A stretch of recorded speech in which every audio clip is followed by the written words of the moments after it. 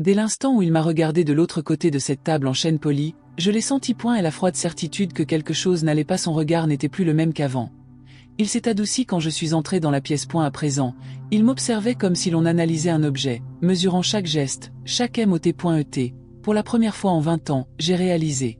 Je n'étais plus sa femme point, j'étais un obstacle point, une signature dont j'avais besoin point, un problème qu'il comptait effacer discrètement. Tout a commencé par des murmures point, des allusions subtiles laissant entendre qu'il était fatigué, distrait, ou qu'il oubliait des choses. Point au début, j'ai ri. J'ai cru que c'était une marque d'affection point, mais attention. Il ne comporte pas de tiroir verrouillable point, même pas avec des rendez-vous organisés en secret point, même pas quand son propre mari parlait au médecin dans son dos. Ce qu'il ignorait, c'est que je le voyais déjà moi aussi point parfois. Les pires trahisons ne surviennent pas comme des explosions.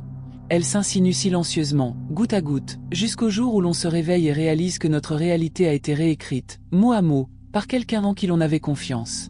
On dit que l'argent change les gens point, mais cela allait au-delà de la simple cupidité point, et il s'agissait de pouvoir point. Je voulais disparaître de la maison, des factures, de l'avenir point, et il a failli réussir. Presque. Avez-vous déjà ressenti ce que l'on ressent lorsqu'on vous dit que votre propre esprit est peu fiable?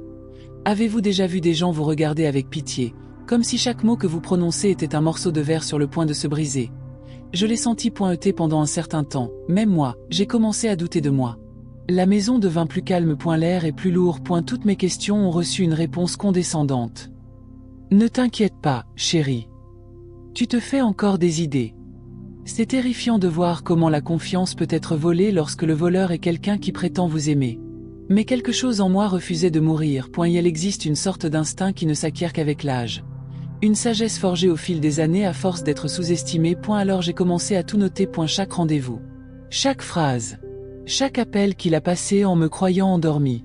Et puis vint la nuit où j'ai trouvé le document point, mon nom, ma date de naissance et, en lettres capitales, la mention incapacité mentale. Point, mes mains tremblaient tellement que je pouvais à peine tenir le papier point, un instant. Le monde a tourné sur lui-même, comme si même la terre m'avait trahi. Il avait déjà signé point, et elle ne manquait plus qu'un rapport médical point, un mensonge de plus, un rapport falsifié de plus. Et tout ce que j'ai construit, chaque sacrifice, chaque nuit blanche, chaque centime économisé cesserait de m'appartenir. La trahison est plus froide que la mort point, parce que la mort, au moins, est honnête point, la trahison porte votre parfum, parle votre langue et vous sourit tout en resserrant le nœud coulant autour de votre cou. Ce soir-là, en regardant ces pages, quelque chose en moi a changé à jamais point, j'aurais pu pleurer point, j'aurais pu crier point, mais je me suis contenté de sourire point, parce que maintenant je savais exactement de quoi j'étais capable et ce que je devais devenir. Il arrive un moment où la peur se transforme en concentration point, là où un cœur brisé se transforme en stratégie point, pendant qu'il pensait étudier ma faiblesse, je mémorisais en réalité ses erreurs. J'ai plié ces papiers avec soin, comme on plie un drapeau après la guerre point, je me suis fait une promesse, il ne me verrait jamais m'effondrer. Certains appellent cela une vengeance point, j'appelle ça une correction. Mais dites-moi, comment détruire quelqu'un qui croit encore que vous êtes brisé? Après cette nuit-là, plus rien ne semblait familier dans cette maison point, les murs, qui jadis résonnaient de nos rires, emplissaient désormais d'un silence qui n'existe que là où la confiance est morte point, et elle marchait d'un pas calculé, toujours poli, toujours amical, mais avec l'air de quelqu'un qui savait déjà qu'il avait gagné point. Pour ma part, j'ai commencé à apprendre l'art de la dissimulation. Faire semblant d'être calme, faire semblant d'être distraite, faire semblant de croire encore en lui point, j'ai trouvé curieux qu'il se sente aussi à l'aise de croire que j'étais vulnérable point, les hommes comme lui confondent patience et faiblesse. Et c'est dans cette erreur que commence leur chute. Le matin, le café n'avait plus l'odeur de la maison, mais celle des répétitions. Chaque dialogue ressemblait à une pièce mal répétée. Il disait ce qu'il pensait que je voulais entendre, et je répondais par ce qu'il avait besoin de croire point, alors qu'il faisait semblant de se soucier de moi. J'ai commencé à me soucier de la vérité point, j'ai commencé à faire attention à l'horloge, aux messages, aux expressions, à la façon dont il évitait mon regard chaque fois qu'il parlait d'argent point, il a sous-estimé la mémoire d'une femme qui avait vécu assez longtemps pour savoir que l'amour ne disparaît pas du jour au lendemain. Il pourrit lentement, de l'intérieur vers l'extérieur. Pourtant, il y a eu un jour où j'ai failli céder point, j'ai failli croire que je perdais la tête point, c'est étrange comme, lorsque tout le monde doute de vous, même votre propre voix semble devenir suspecte point, c'est à ce moment-là que j'ai compris que le véritable danger n'était pas lui, mais ce qu'il voulait me faire croire sur moi-même point, le vrai coup dur n'a pas été pour mon argent, mais pour ma santé mentale. J'ai donc décidé d'inverser les rôles point, j'ai commencé à noter tout ce qu'il disait, mais discrètement point, on oublie souvent que le silence est l'une des armes les plus puissantes de ceux qui ont été sous-estimés point pendant qu'il parlait. Je prenais des notes point pendant qu'il complotait, je me préparais point pendant qu'il dormait, j'ai lu chaque document caché, chaque détail du plan qu'il jugeait trop parfait pour être découvert. C'est au cours de ce processus que quelque chose en moi s'est rallumé. La femme qu'il avait tenté d'éteindre a commencé à se réveiller. Et plus je constatais l'ampleur du mensonge, plus je comprenais que cela ne me concernait pas seulement. Et il s'agissait de toutes les fois où des femmes comme moi étaient traitées comme trop émotives, peu sûres d'elles, instables. Simplement parce que nous avions osé être méfiantes. Et il s'agissait du regard paternaliste qui tente de faire taire, du ton mielleux qui manipule et de la confiance utilisée comme une arme. Je me suis retrouvée face à un miroir brisé. D'un côté, la femme que je voulais convaincre qu'elle était folle. De l'autre, la femme que je n'aurais jamais imaginé devoir affronter. Dans ce reflet déformé, j'ai commencé à trouver de la force. C'est alors que j'ai compris pourquoi tant de gens restent. Non pas par peur, mais par espoir que l'autre personne redevienne celle qu'elle était avant. Mais il y a des moments où l'espoir doit mourir pour que la vérité puisse naître. C'est à ce moment-là que j'ai ressenti le besoin de laisser ma trace. Un petit geste, presque imperceptible, mais symbolique. C'est pourquoi tant de gens choisissent de rester ici, après chaque révélation. Parce qu'ils reconnaissent dans ce genre d'histoire une part d'eux-mêmes, de leur propre combat silencieux. Et tandis qu'il dormait paisiblement, persuadé que son plan était sans danger, je nourrissais en moi quelque chose de bien plus puissant que la peur. J'ai gardé cette information pour le savoir, lorsqu'il naît de la souffrance, devient une arme. Mais ce qu'il ignorait, ce que personne n'imaginait, c'est que le véritable tournant restait à venir. Lorsqu'il est arrivé, il n'a pas fait un bruit. Ce serait nécessaire. C'est irréversible. Les heures s'étiraient étrangement. Chaque minute dans cette maison me paraissait interminable, comme si l'air autour de moi était fait de verre sur le point de se briser. Je l'observais en silence, essayant de déchiffrer la routine qui m'avait été si familière. À présent, chaque geste, même le plus anodin, la façon dont il rangeait ses papiers, dont il fermait son ordinateur portable avec une lenteur excessive, dont il consultait l'heure avant de répondre, semblait réciter. C'était comme assister à une pièce de théâtre dont je n'avais pas lu le texte, mais dont je connaissais déjà la fin. Les nuits étaient les pires. Je m'allongeais près de lui, sentant le même matelas, mais dormant dans un abîme complètement différent. Il respirait profondément, calmement, comme s'il ignorait ce qu'il tenait entre ses mains. Moi, en revanche, je restais éveillé, à l'écoute du murmure de mes pensées. C'était comme si une partie de moi criait de fuir, tandis qu'une autre, plus ancienne, me disait d'attendre. Car j'avais besoin du bon moment. C'est lors d'un de ces matins où je me suis rendu compte que la peur a une odeur. La même odeur que le vieux papier, la poussière accumulée dans les dossiers, l'encre fraîche sur des documents qui n'auraient jamais dû exister. Une peur qui s'accroche à la peau et qu'on ne peut dissiper, même sous la douche. Je l'ai senti en retrouvant la seconde enveloppe, celle que j'avais laissée sur la table, oubliée, peut-être par excès de confiance. À l'intérieur, une copie du testament. Le sien et le mien. Sauf que le « mien » n'était pas le mien. C'était une version réécrite, altérée, signée par d'autres mains. Dès lors, chaque conversation devint un véritable champ de mine. Je souriais, il souriait. Je posais une question, il répondait trop vite. Parfois, il posait sa main sur la mienne, et j'avais envie de m'arracher la peau. Une fois qu'un mensonge s'installe, même le contact d'autrui fait mal. Au fil de la journée, j'ai commencé à comprendre à quel point les gens croient facilement ce qu'ils veulent croire. Ils répétaient que j'avais l'air confuse, hébétée, et j'ai remarqué les regards furtifs. Les secrétaires chuchotaient à mon passage. Le jardinier ne me saluait plus avec le même respect. C'était comme si une ombre invisible s'étendait lentement sur moi. Et plus j'essayais de montrer que j'allais bien, plus il doutait de moi. C'est là que j'ai compris. Il ne voulait pas seulement mon argent. Il voulait me voir détruite. Car, pour quelqu'un comme lui, détruire une femme de l'intérieur est la manière la plus élégante de lui voler tout ce qu'elle possède. Mais il a sous-estimé l'effet du temps sur la douleur. Ce qu'il prenait pour de la manipulation, je le voyais comme une leçon. J'ai commencé à voir chaque détail comme un indice. La sonnerie du téléphone et son départ de la pièce. Le regard qu'il m'a lancé quand j'ai pris mon sac. La façon dont il évitait de parler de la banque. Tout était un indice. Tout était une confession déguisée. Parfois, je me surprenais à regarder par la fenêtre, me rappelant combien tout était simple quand il suffisait de faire confiance. Le soleil filtrait à travers la vitre, et je me demandais, combien de femmes ont vécu la même chose, ravalant en silence leur propre peur pour préserver une dignité que l'autre ne méritait pas? La réponse était douloureuse, mais elle m'a aussi rendue plus forte. C'est dans ce mélange de douleur et de lucidité que j'ai décidé d'agir, pas en criant. Pas en menaçant, mais précisément. Je ne savais toujours pas à quoi ça ressemblerait. Ni quand, mais elle savait que, le moment venu, il n'aurait pas le temps de se défendre. La nuit suivante fut différente. J'ai ressenti un calme que je n'avais pas éprouvé depuis longtemps. Ce n'était pas la paix, c'était la préparation. ET lorsqu'il m'a souhaité bonne nuit, ignorant ce que je savais déjà, j'ai répondu par un sourire. Le même sourire que je verrai pour la dernière fois avant que tout ne change. Certains disent que le silence est le refuge des faibles. Mais ils ne comprennent pas, le silence est le souffle de la vengeance avant le premier pas. Le lendemain matin, le soleil inondait la pièce d'une douceur presque insultante. La maison semblait identique, la même odeur de café, le même son lointain de la radio, mais quelque chose en moi s'était déjà brisé d'une manière irrémédiable. Il souriait encore, m'appelait encore par mon ancien surnom, faisait encore semblant de s'intéresser à moi. Mais c'était un piètre acteur sur la scène que j'avais moi-même construite. Et, pour la première fois, je compris à quel point mon rôle dans cette pièce lui était indispensable. Tandis que je le regardais se préparer pour le travail, j'ai compris que sa peur était plus grande que la mienne. Il avait besoin que je croie à sa version des faits. Il avait besoin de ma soumission, de mon épuisement, de mon effondrement. Sans cela, son plan était voué à l'échec. C'était comme un château de cartes, maintenu par mon silence. Et c'est alors que j'ai décidé de changer de stratégie. Peu à peu, j'ai commencé à semer la zizanie dans la routine.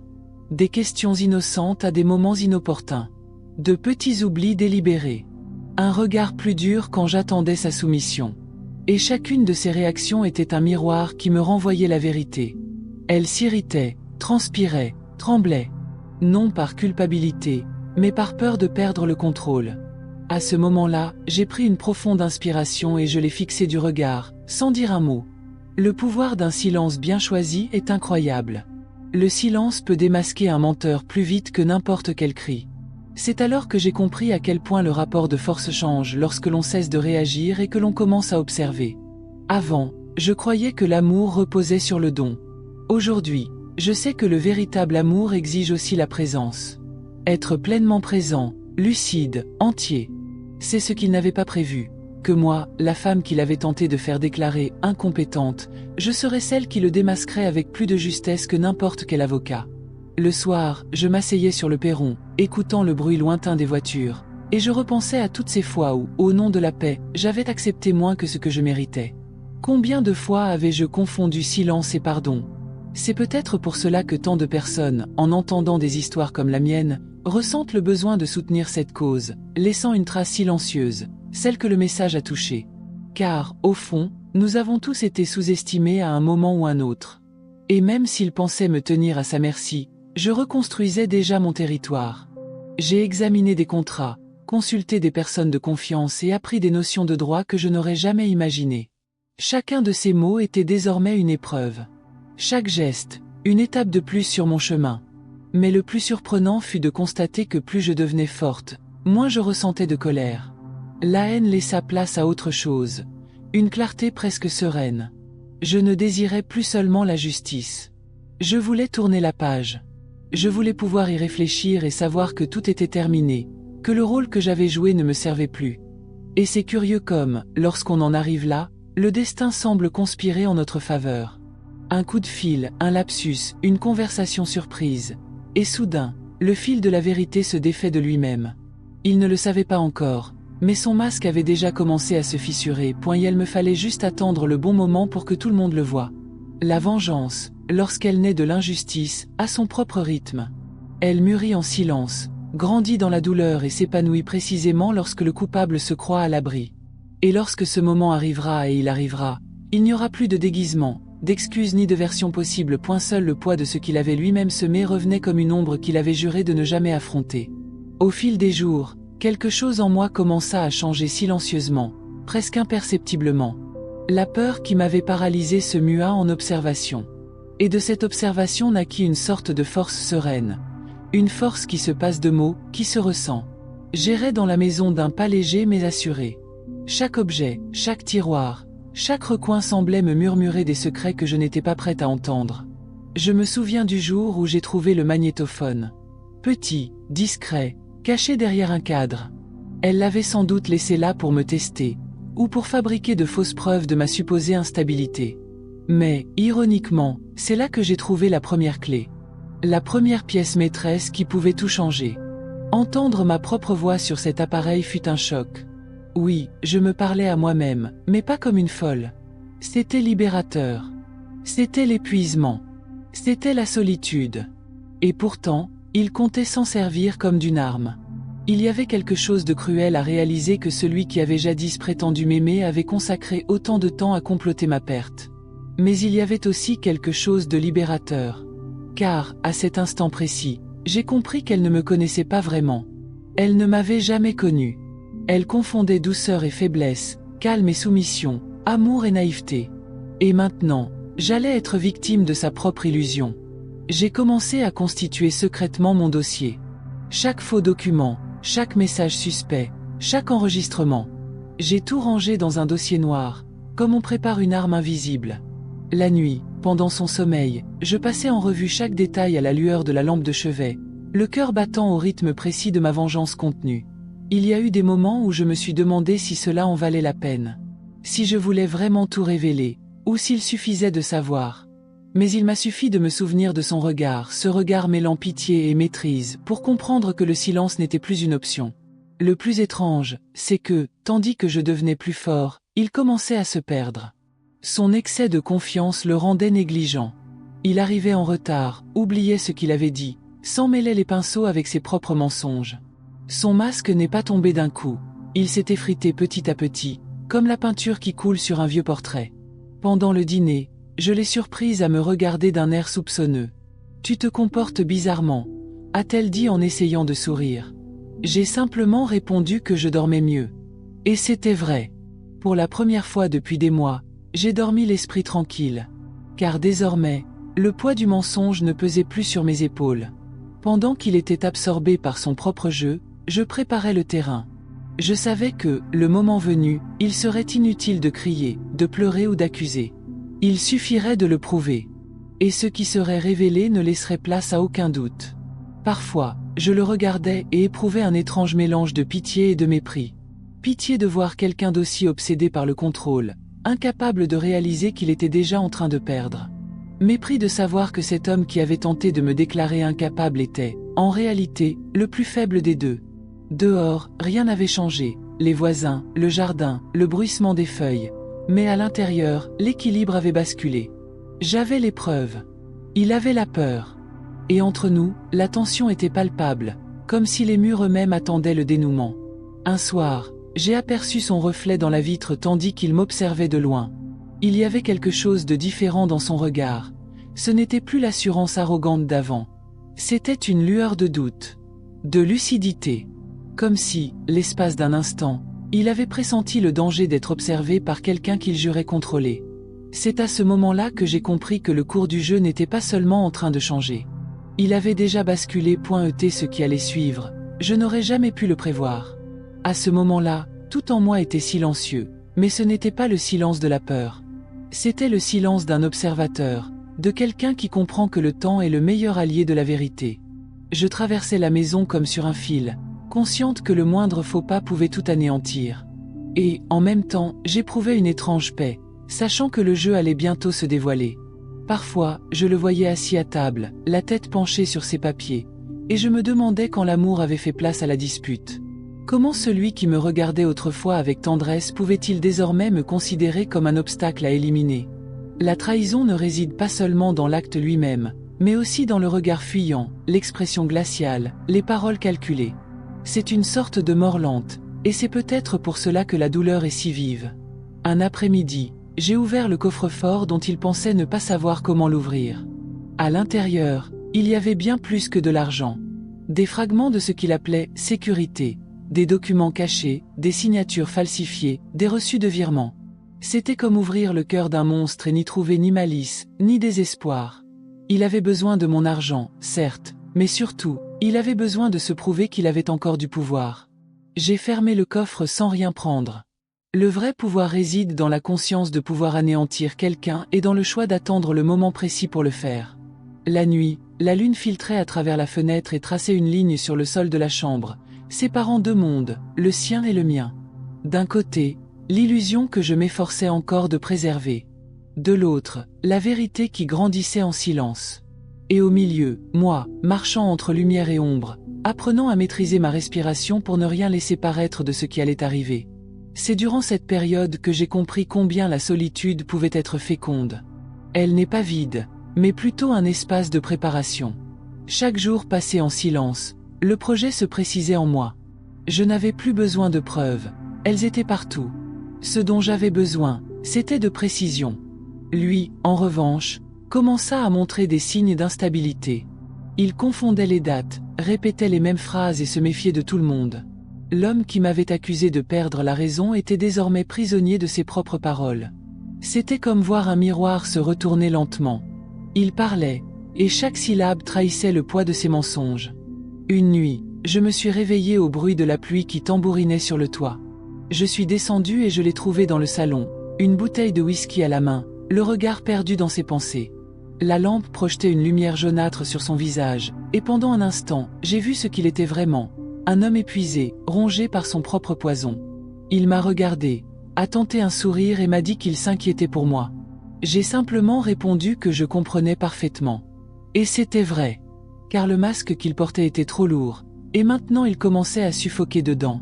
À chaque geste, à chaque mot, je voyais son château s'écrouler. Non pas bruyamment, mais lentement. Et c'est dans cette lenteur que la vengeance est plus douce, car elle n'est non d'une impulsion, mais d'une certitude. Mais en même temps, une part de moi redoutait ce moment de conclusion. Non pas pour lui, mais pour moi-même. Car lorsque justice est faite, le vide s'installe rapidement. C'est le prix à payer pour reprendre le contrôle, le sentiment que quelque chose se termine, et avec lui, une partie de soi-même. Je le savais pourtant. La fin était proche. Et quand elle surviendrait, il n'y aurait ni cris, ni larmes, ni scandale. Seul le son sec de la vérité, tombant au sol comme une clé qui tourne pour la dernière fois. Après cette nuit-là, tout s'est mis à évoluer comme sur un échiquier silencieux. Chacun de ces mouvements était une tentative pour me tester, pour comprendre ce que je savais, jusqu'où j'étais capable d'aller. Et je le laissais croire qu'il avait encore le contrôle. Feindre la vulnérabilité est un article. Et le mien, à ce moment-là, était parfait. Je laissais de petites ouvertures, des réponses calculées, des silences qui le faisaient douter. C'était comme regarder quelqu'un creuser sa propre tombe, et croire qu'il construit un trône. La tension entre nous était devenue insoutenable. Les mots, même les plus anodins, blessaient. Le petit déjeuner était un véritable champ de mines de regard et de silence. Malgré tout, je gardais mon calme. J'avais besoin qu'elle croie que j'avais encore une longueur d'avance, alors qu'en réalité, j'étais déjà loin derrière. Un jour, il m'a appelé pour parler de « notre patrimoine ». Il essayait d'avoir l'air aimable, paternel, presque protecteur. J'écoutais attentivement, feignant la gratitude, tandis que chacune de ses phrases se transformait en aveux à peine voilés. Il parlait trop. C'était toujours comme ça. Ceux qui veulent tout contrôler finissent par se trahir par leurs excès. C'est au cours de cette conversation que j'ai compris. Sa peur n'était plus de perdre l'argent, mais de perdre le contrôle de l'histoire. Elle voulait décider comment elle serait racontée, qui serait la victime et qui serait le coupable. Mais cette fois, elle n'aurait pas ce choix. J'avais déjà les preuves, le plan et le sang-froid. Et il n'y a pas d'arme plus puissante qu'une femme calme face à un homme désespéré. Les nuits suivantes furent longues. Assise sur le balcon, une tasse de thé à la main, je regardais le vent agiter les rideaux. Et je pensais à toutes ces femmes qui, en silence, vivent des histoires semblables, mises à l'épreuve, discréditées, réduites à un diagnostic commode. Parfois, je me demandais si d'autres avaient déjà ressenti cette même boule dans la gorge, ce mélange de colère et de lucidité qui transforme la douleur en stratégie. Peut-être, si vous l'avez ressenti, comprenez-vous ce que je veux dire. Il a commencé à commettre des erreurs plus graves. Il a envoyé des courriels aux mauvaises personnes. Il a interverti les dates sur des documents. Dans une dernière tentative désespérée, il a essayé de m'intimider en faisant intervenir des avocats. Mais à ce moment-là, j'étais déjà devenu vulnérable. Je ne réagissais plus, j'agissais. Et chaque fois qu'il essayait de me blesser, c'était comme s'il me rapprochait un peu plus de la vérité. Le contraste entre nous devint saisissant. Il s'agitait, devenait agressif et instable. Moi, de plus en plus serein, je maîtrisais la situation avec la patience de quelqu'un qui connaît la saison des récoltes. Plus la panique grandissait en lui, plus le monde autour de nous le remarquait. Les employés chuchotaient entre eux, les amis prenaient leur distance, et même son ton changeait en public. Le masque qu'il avait si longtemps arboré commença à se fissurer à la lumière du jour. Je me souviens de ce dîner où tout était sur le point de dégénérer. La table était mise, le plat servi, le vin cher. Et lui, s'efforçant de sauver les apparences, arborant un sourire crispé, son verre tremblant légèrement. Lorsqu'il a mentionné que j'allais mieux mentalement, un déclic s'est produit en moi.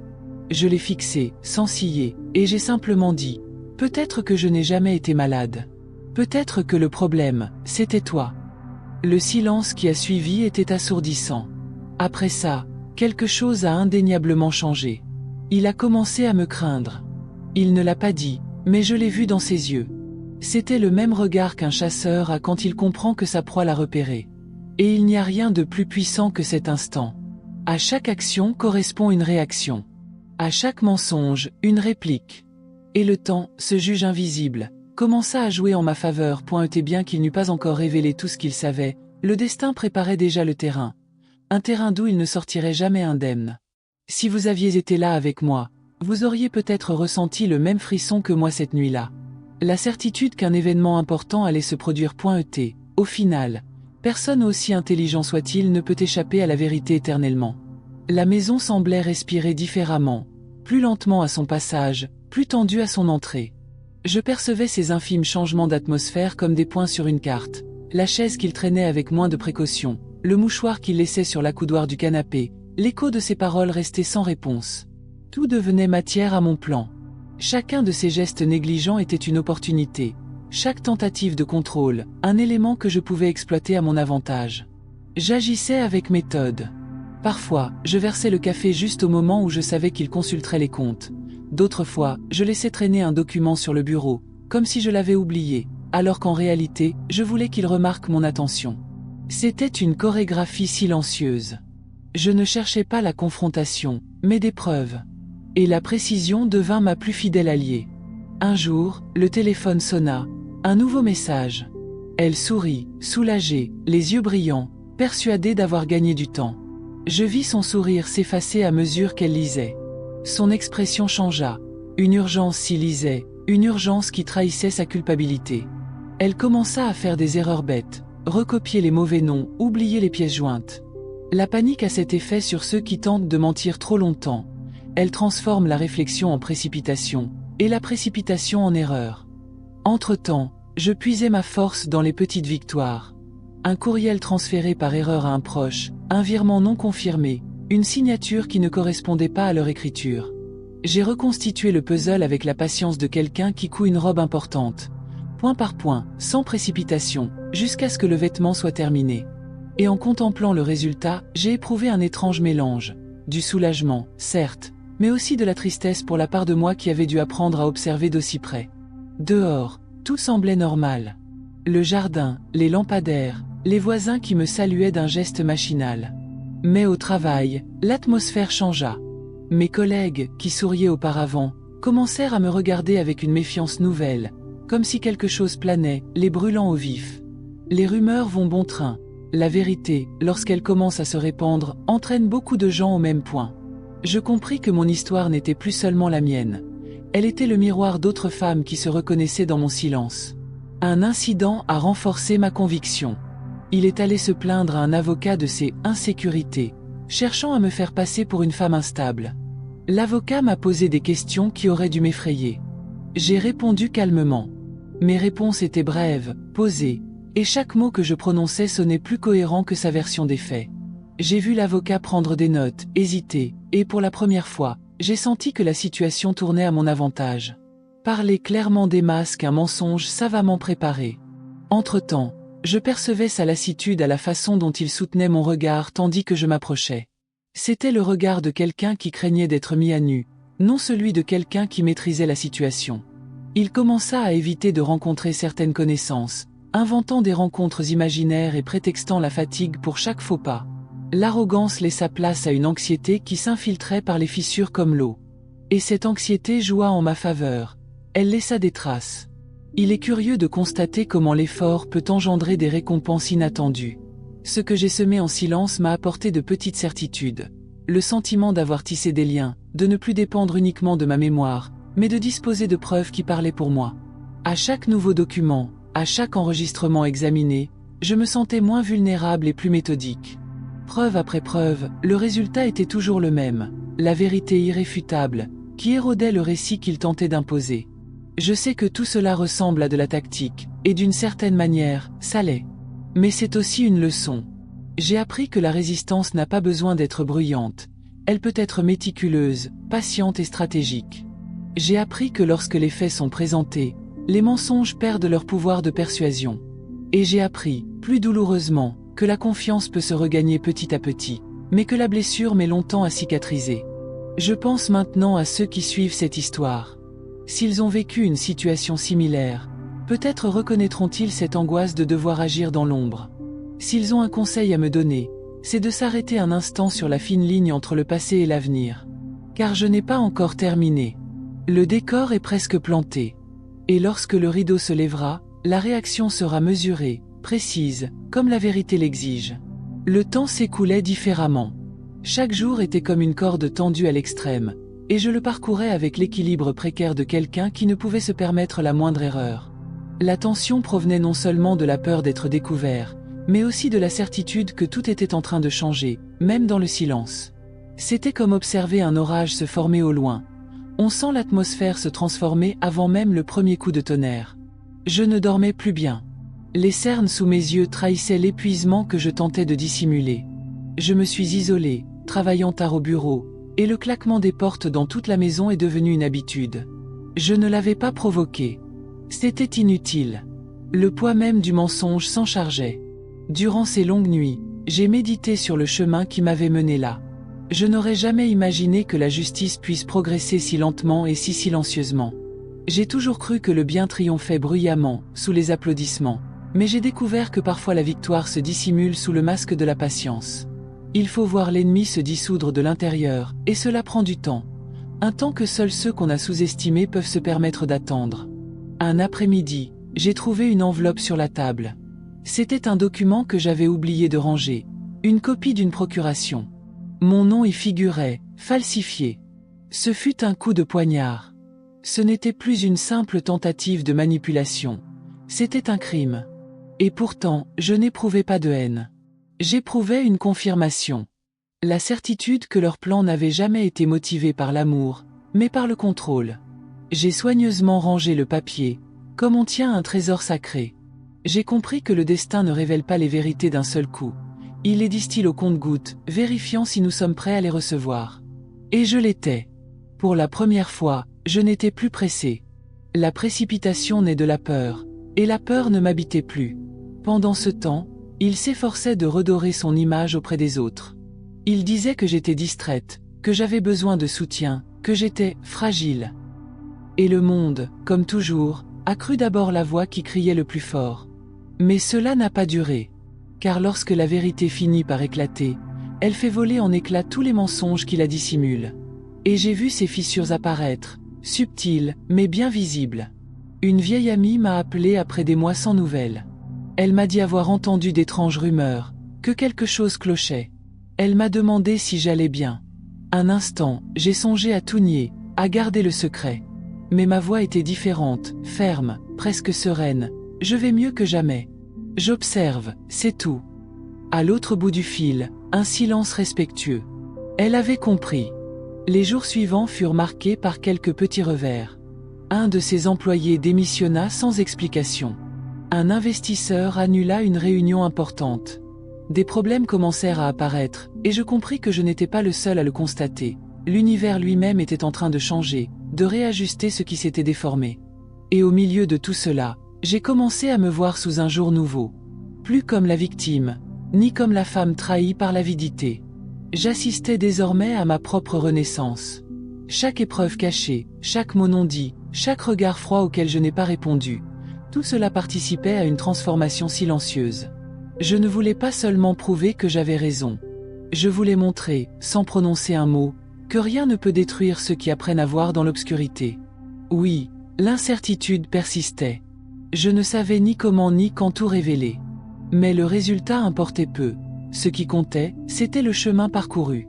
Car parfois, la force ne réside pas dans la victoire, mais dans la capacité à rester entier tandis que l'autre s'effondre.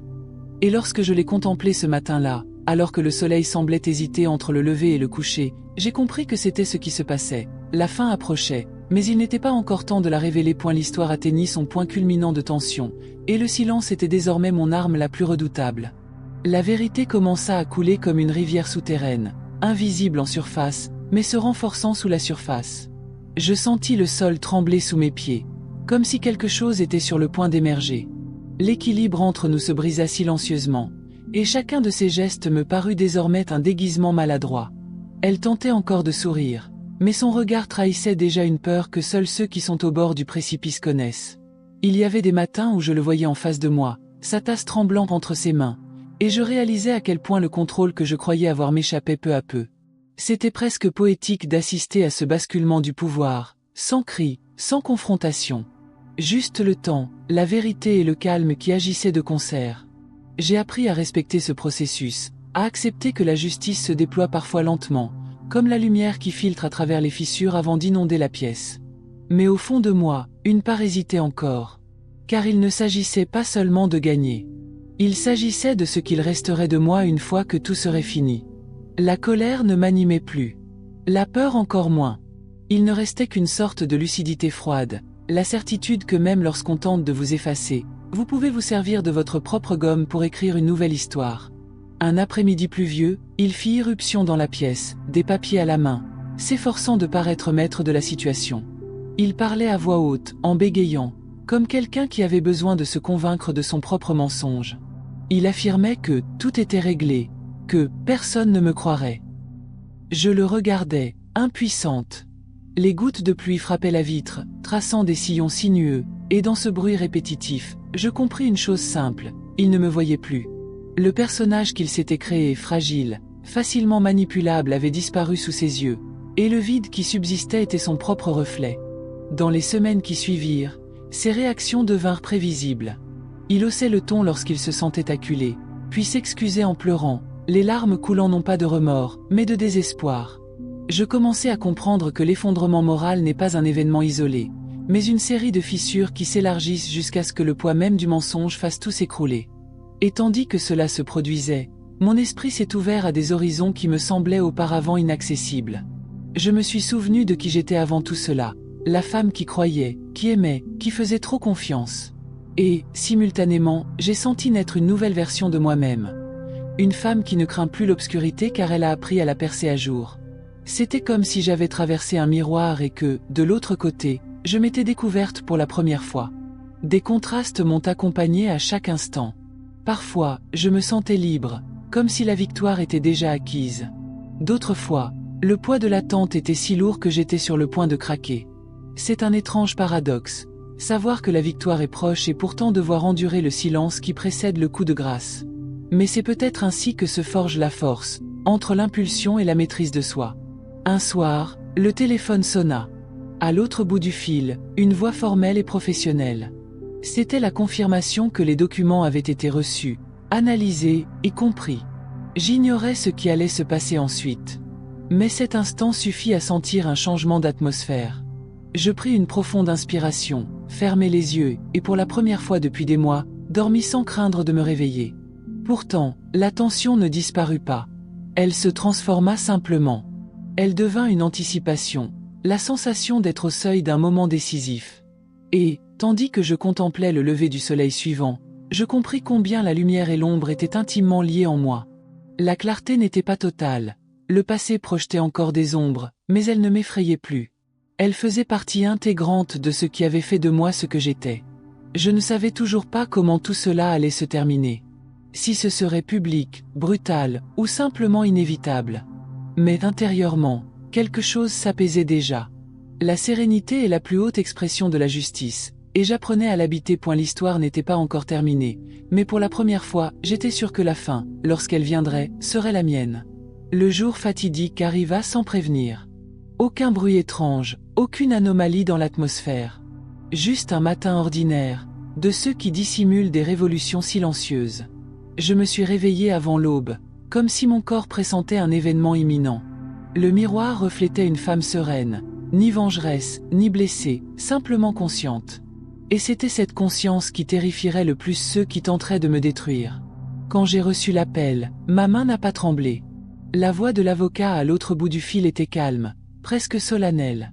Il a confirmé ce que je savais déjà, mais que j'avais besoin d'entendre officiellement. L'affaire était close. Toutes les preuves, les documents, les signatures, tout avait été mis au jour. Sa tentative de me faire déclarer incapable mentalement n'était que la preuve de sa propre cupidité. J'avais tout perdu. Et pour la première fois, j'ai eu le sentiment de n'avoir plus rien à perdre, si ce n'est la vie. Il n'y eut ni feu d'artifice ni applaudissements. Juste un silence à la fois douloureux et apaisant. Le silence de quelqu'un qui comprend enfin qu'il n'a plus rien à prouver à personne. Je suis sorti de la maison et j'ai laissé le vent caresser mon visage. Le monde semblait inchangé, mais je ne l'étais plus. La peur qui m'avait jadis retenu me propulsait désormais en avant, comme pour me dire « Vas-y, le pire est passé ».